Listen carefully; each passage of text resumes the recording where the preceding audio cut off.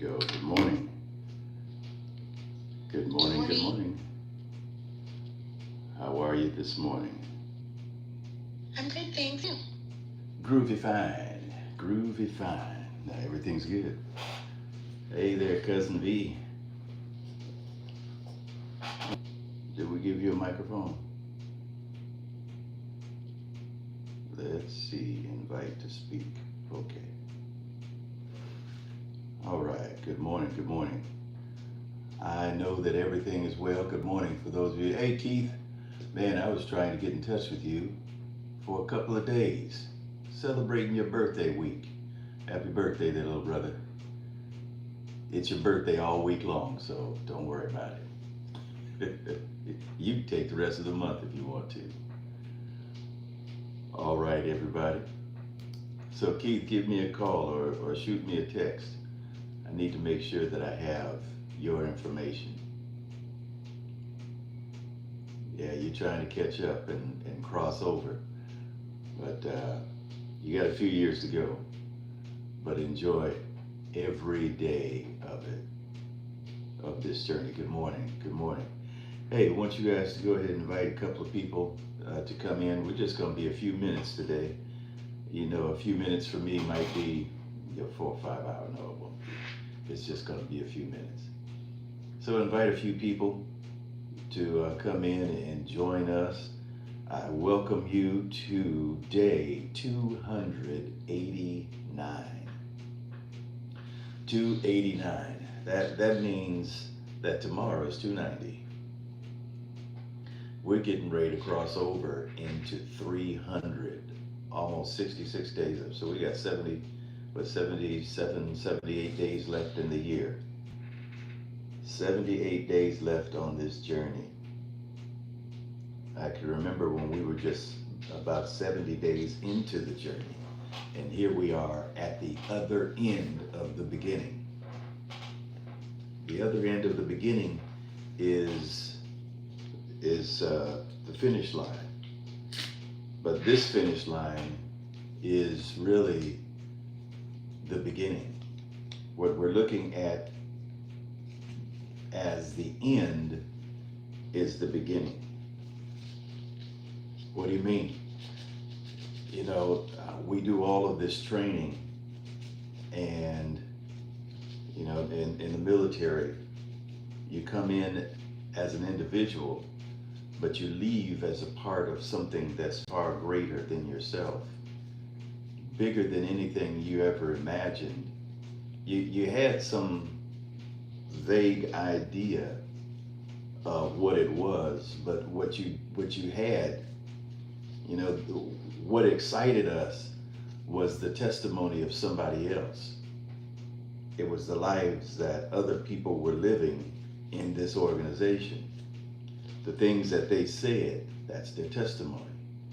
It's different when you have to go through this transformation to be like they are, to live your testimony, and the transformation, it requires everything of you.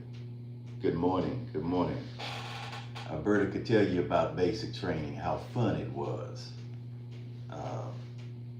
That was a facetious statement. Yeah, she can tell you about the joys of change and the challenges that you have to embrace or endure. See, we went in to the military. Good morning. Good morning. We went in, for those of us who served, we went into the military based on what somebody told us, or somebody's testimony, something that we heard, or something that we saw. It was something that was not connected to who we are. But we desired what we saw. We wanted what we heard. So we joined the military. We expressed the desire, rather, to join the military. And they put us through a basic training. The basic training transforms you. For some, it's 6 weeks of training. For others, it's some, I think it's like 9 weeks, 12 weeks of basic training. And then when you're coming to the end of that 12th week, or the end of that 9th week, or the end of that 6th week, it's the day of graduation, and we think, okay, this is just the end. We finally reached the end, but only to realize that the end is really your beginning. When do we end anything? Okay, you have to conclude this phase to begin one that's greater. So we've got, what, 78 days? This is day 289. So 290, okay, that's 366 days. So we're coming up on 290 tomorrow, so but 289, let's get through the day. So when we finish this day, we're beginning another. When we finish the journey that we're on to 366, we began the journey of living in the transformation that continues to produce something else.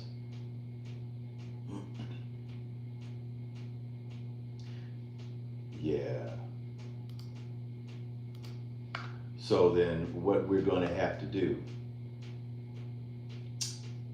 is prepare ourselves for what's next. Or is that, in fact, what we are doing here these 366 days? Have we been preparing ourselves for more? Have we been preparing ourselves or being prepared for what's next? Welcome. Welcome to the fast that's changing everything. That's challenging everything. Challenging everything to change.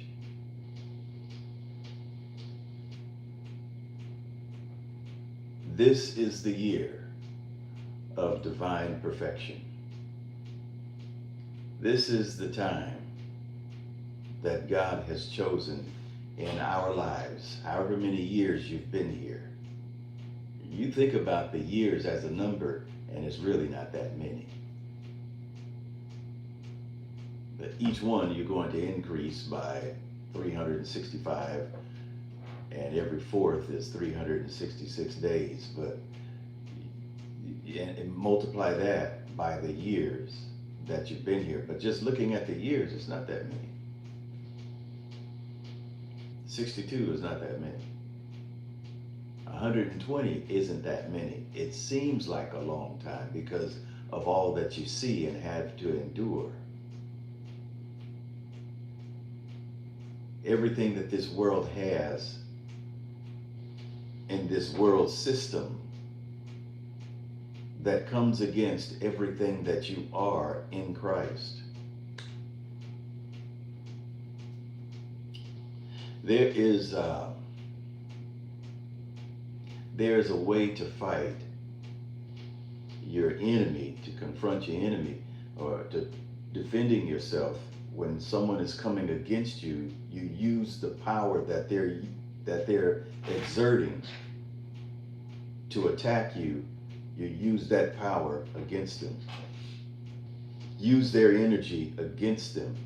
So it's easier to throw them when they're charging you. You just have to know how to move out the way, how to catch them, and how to propel them or to throw them. Using their own energy, conserving your strength. Romans 12:2 says, be not conformed to this world, but be transformed from this world. How are you transformed? By the renewing of your mind. And when we renew our minds, then we can prove what is that good, acceptable, and perfect will of God. See, the path that that changes us, or the pathway to change. The path of change is never easy.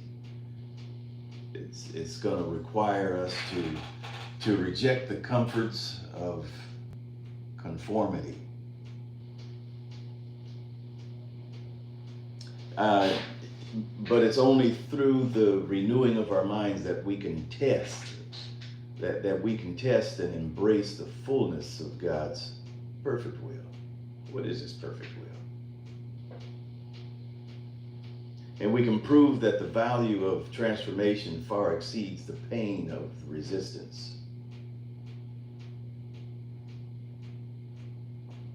See, challenge, the challenge to change, it doesn't come easy. But it has great value. Yeah, it has great value, and the value that it has, that I'm talking about change, the value that change has, it's far greater than the fear of change. People fight change, and they're afraid of change because they don't know what they're changing into. I know where I am, and I'm comfortable. I'm more comfortable here than I would be there, but I don't know about there yet because I'm not there yet. Just know that anything that the Lord is asking you to do, when He's the one who's transforming you, and you're transformed, get this, only when your mind is renewed. Be not conformed, but be transformed by the renewing of your mind. We talked about yesterday worship, and how worship renews your mind. It's going to open you up for more and connect you to who God is. And when you're connected to who He is, then there's an exchange. You give Him your lack. You give Him the thing that you've been owning. We've been owning, and we've owned with our mouths and our minds, the things that we have seen, that we've connected to, been drawn to.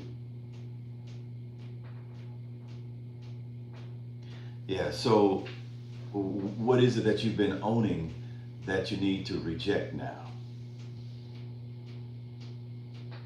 I want to grow, but it's so painful. I want to grow, but it's there's nothing about this process of growth that's enjoyable. I want to develop my muscles. I want to develop this body, but it's requiring me to give up things that I love, like chocolate, like cakes and cookies and candies and soda. I want to be healthy, but it's requiring me to drop those all the bread. Love bread, fries, hamburgers, all the junk stuff. Or there's some stuff that's not really junk, but it's not good. The way that we embrace it and the way that we consume it, it's not good for us. It hurts more than it helps. I want to grow. I want to change. But growth demands discomfort. But if I don't grow, then I'm going to remain stagnant. I'm going to stay where I am, and stagnation is a far greater pain than moving forward. See, true progress is born from the willingness to endure the refining fire of change.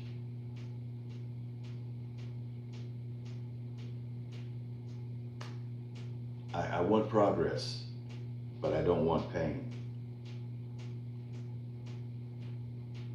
See, transformation is not a luxury, but a necessity. It's not something that we can just think about. If we want to grow and you want to go, you want to move from this place, It's a necessity.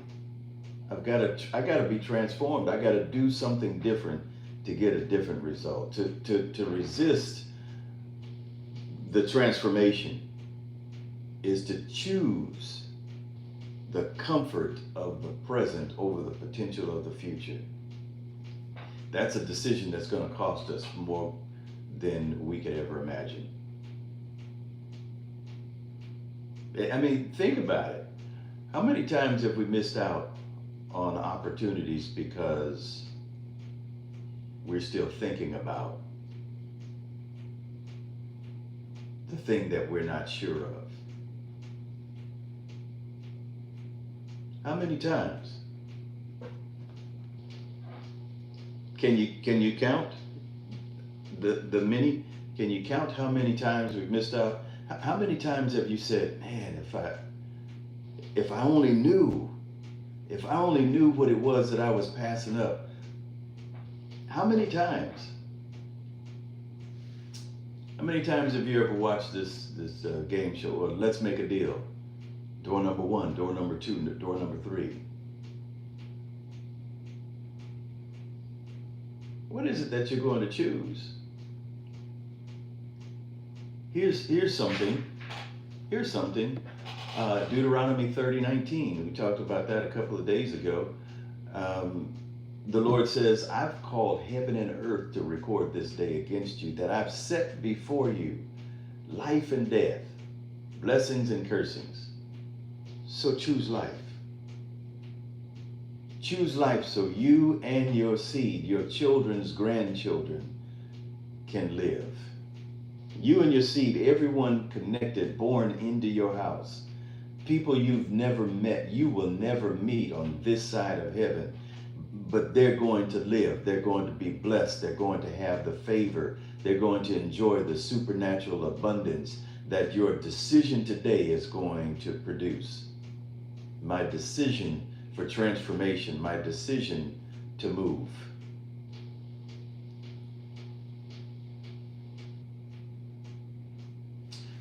Somebody made a decision, my parents made a decision to relocate from Mississippi to California, not just any place in California, but to the capital in Sacramento. As a result of their decision, the decision they made years before I was born, every one of their children from that point on, I think Jackie was the first one born in California. I almost said born in the United States. Sometimes it seems like a different country. But the first one of us, of the 10 births, 4 were born in Mississippi, and then they changed their location. They relocated.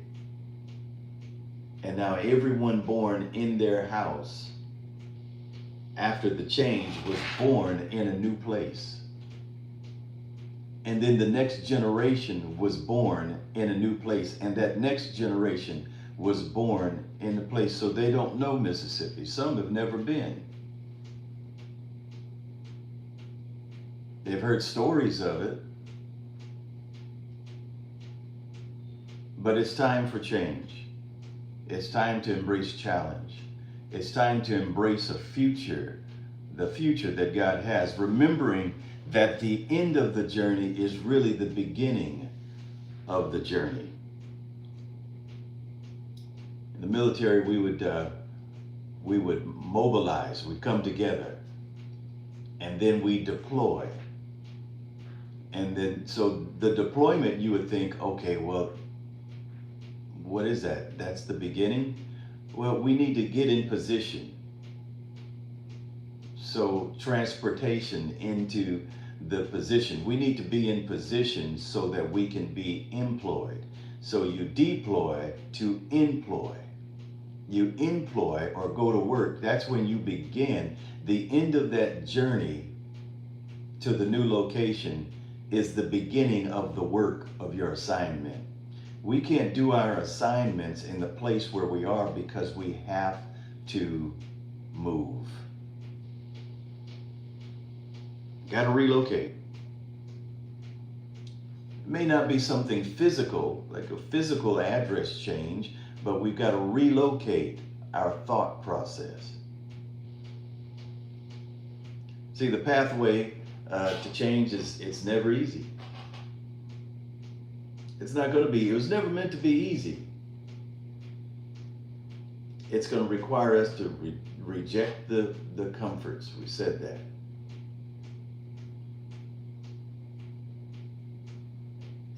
You know, I'm rejecting those things.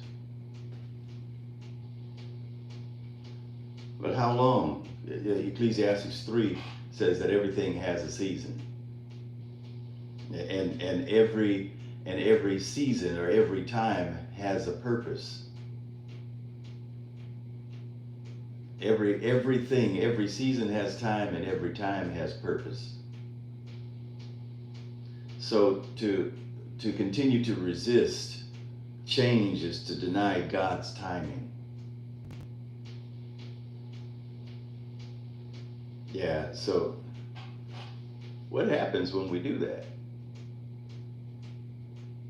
Am I talking to anybody today? See, when we delay transformation, when we delay it, it's going to incur a cost that's far greater than anything that we're willing to bear. Just the thought of the price that I'm going to pay, what I'm going to miss out on, what I'm going to forfeit. See, the season for change is not going to wait. We have to rise up to meet it. We got to know that every challenge is going to bring it's necessary. Every challenge that the move, that the decision is going to bring, it's necessary for the fulfillment of God's purpose and destiny.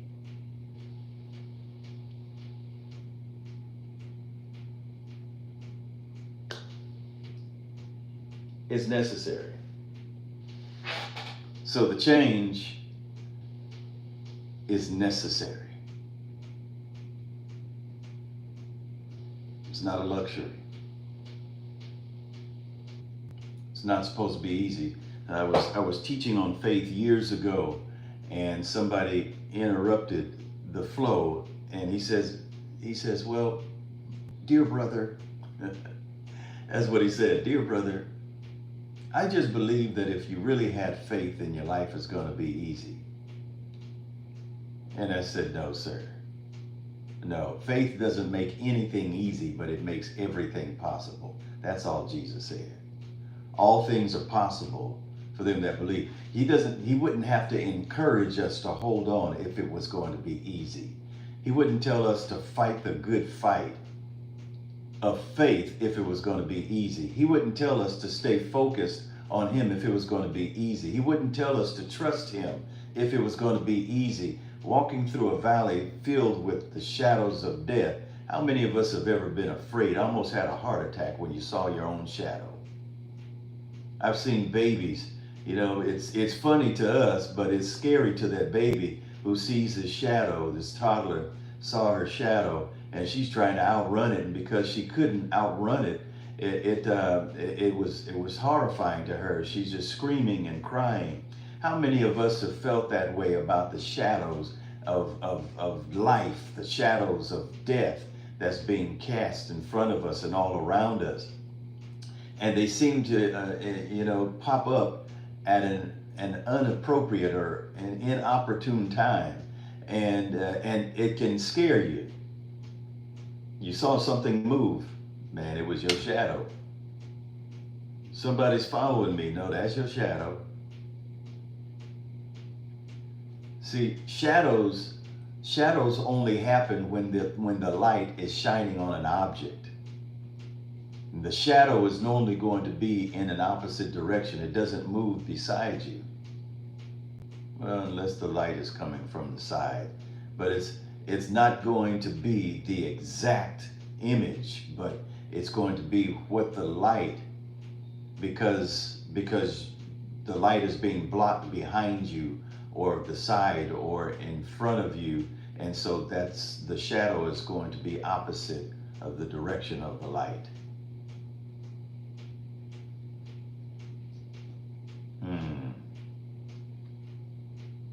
Your faith is not supposed to make it easy. Because you quote the word, it doesn't make it easy. So your worship doesn't make it easy. It doesn't change the circumstance before it changes you.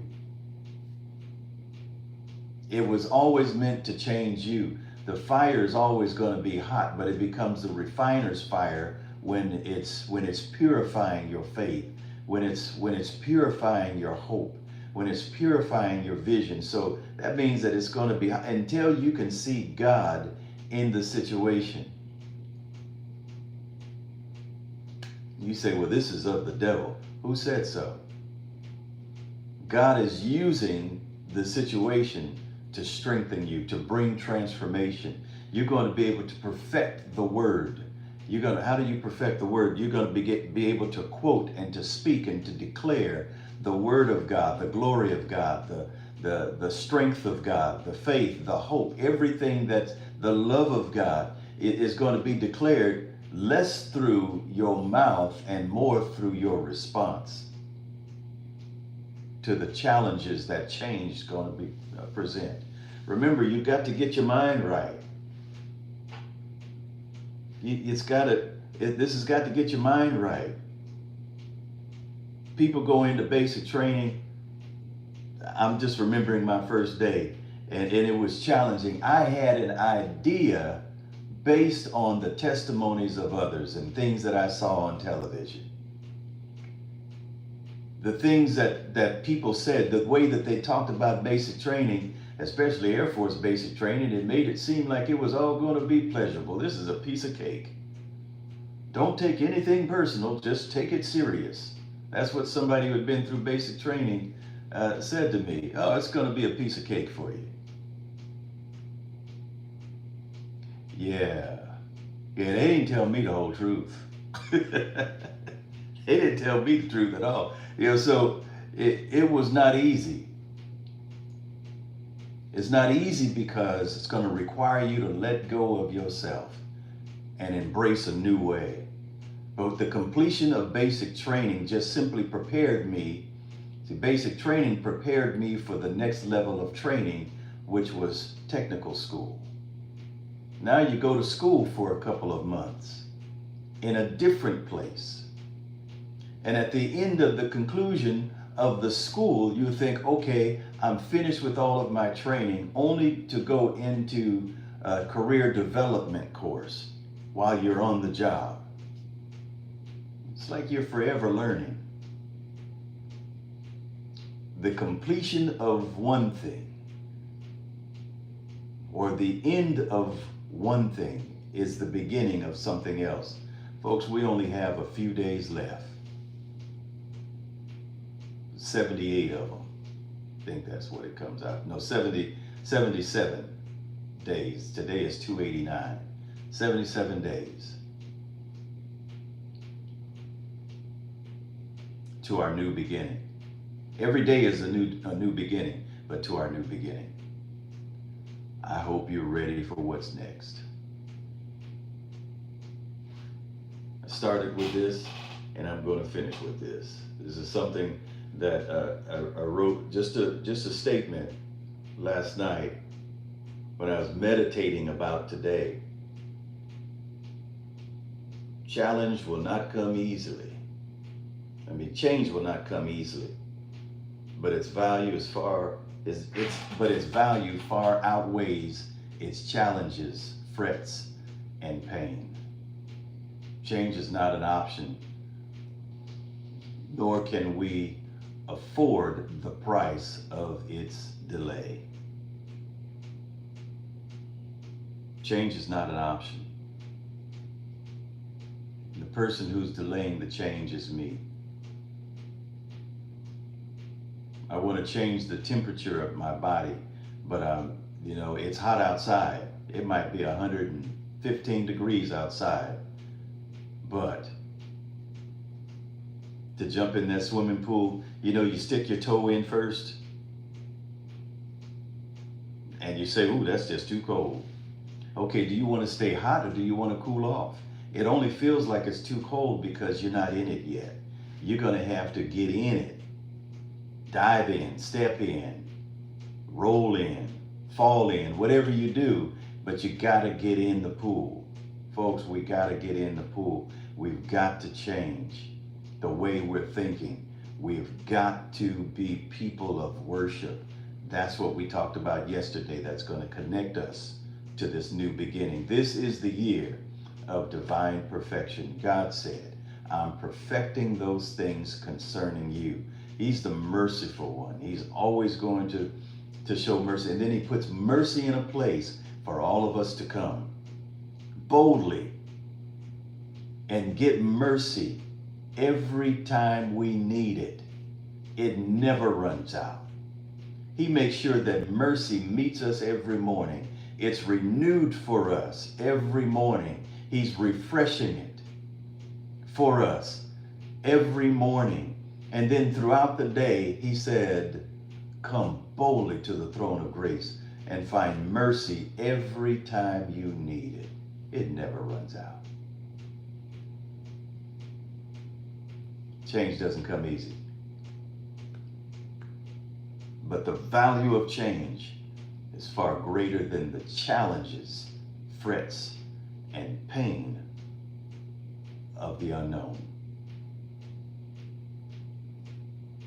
Folks, that's my time this morning. I just wanted to get this discussion started, and hopefully it's something that challenged you. Hopefully this was something that you needed to hear, because you got to relocate, you got to move. You got to move from the spot that you're in and get to the next step. Go to the next level. Don't be afraid.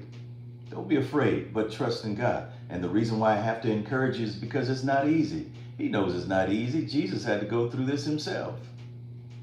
He went through it himself as a man so that he would know how you feel, so that you would know, you'd be able to identify with him and he can identify with you. He knows it's not easy. But he also knows that it's necessary. To answer your prayer, it's necessary. It's not a luxury. It's necessary. The only person who can stop me is me. He's not going to, and the devil doesn't have the power to stop me. The only person who can stop me from moving forward is me. Why? It doesn't look right to me. Okay, but he told you to go in. No, I don't like them, but he told you to go in. It's somebody there. I don't feel like it, but he told you to go in. And you know he told you. Then he sent a stranger with the same word that he spoke to you. So somebody else steps in. Did you know, okay, I'll leave you with this. Did you know that if Elisha had stayed behind in any one of those places Elijah told him to stay, the thing that he desired of Elijah was a double portion of his spirit. That I want more, that I want twice the amount that you have. And Elijah told Elisha, you know, what you're asking for is something difficult. It's not mine to give. But if you're with me when I'm taken up, then you'll have what it is that you want. And then he told him to stay behind in every city, in every place with these schools of prophets. And they're telling him, did you know that your master's going to be taken up today? And Elisha, told him, of course I know. I know my master's about to be taken up. I'm a prophet just like you. I've been walking with the man. And then it tells us about Elijah rolling up his mantle, and he taps the water, and the water of the Jordan stands upon itself, and they walk across on dry land. Then the waters fold back up while the prophets are watching, and the chariots come, and Elisha says, my master, the chariots are coming, and Elijah is taken up, and then as he's taken up, his mantle falls to the ground. But because Elisha was in position, because he did not stay behind in any one of those places, because he crossed the Jordan with him, everybody watching, and when the mantle fell, he was in position to pick it up. But it required him to change, to be challenged. If he had not been there, then anybody else could have gone and picked up the very thing that he asked for. Folks, get in position. Don't be afraid to embrace the change. Transformation is not a luxury. It's a necessity. And with that, I'm going to have to let you go. I want you to join us on Clubhouse. For those of you on YouTube, I want you to join us on Clubhouse. Come on over to Conversations with Dr. Jerome, and you're going to hear some insightful views, points of view on the things that I talked about this morning. This is day 289 on this journey of 366. We're almost complete, which means that we're ready to begin. The Lord has perfected. Be confident of this thing. Philippians 1:6 says that I'm going to complete the work that I start. Or you can say this way, that the Lord always begins the work in me that he's already completed. He knows how I finish. I've just got to press through on this journey of completion. The Lord bless you. The Lord keep you. Again, come on over to Clubhouse and join the conversations there and hear what some other perspectives, some good inputs, valued adds to the things that we're talking about this morning. Change doesn't come easy, but I can't afford not to change. The Lord bless you, the Lord keep you, and remember always that you've been empowered to prosper because you apply the word. Blessings to you. Let's have a conversation. Let's have a conversation.